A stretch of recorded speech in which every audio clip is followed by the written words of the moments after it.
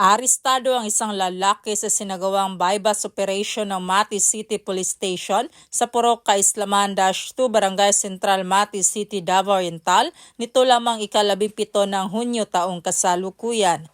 Kinilala ni Police Major Al Anthony Gumban, Acting Chief of Police ng Mati City Police Station, ang suspect na si alias Amulot, 44, isang street-level individual, residente na Purok Kaislaman 2 Barangay Central, Mati City, Davao Oriental.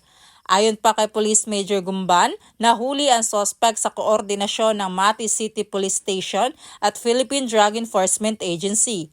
Na-recover mula sa suspect ang 4 na plastic sachet na hinihinalang shabu, isang 500 peso bill, isang improvised tutor, isang itim na wallet at 3 identification card.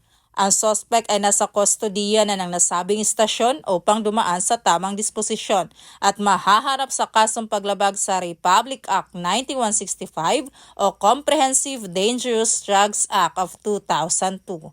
Samantala, ang laban kontra ilegal na droga ay patuloy ng pinapaigting ng Police Regional Office 11 sa pamumuno ni Police Brigadier General Nicolas De Loso Torre III, Regional Director alinsunod sa kampanya ng Bagong Pilipinas na panatilihin ang kapayapaan at kaayusan tungo sa kaunlaran ng bansa. Mula dito sa Davao Oriental Police Provincial Office, ako ang inyong PNN Correspondent, Patrolwoman Daphne Pasaol. Alagad ng batas, tagataguyod ng balitang pulis.